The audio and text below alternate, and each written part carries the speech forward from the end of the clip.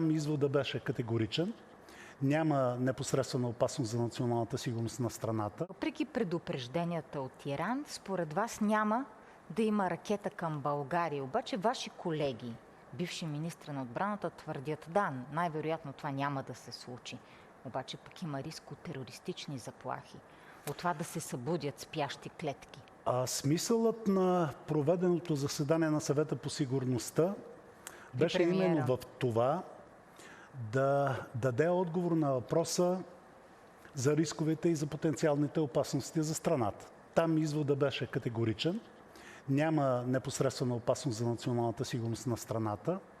И това е извод, който потвърждава първоначалната оценка на Министерството на отбраната, която се основаваше на първоначалния анализ на служба военна информация, т.е. на военното разузнаване.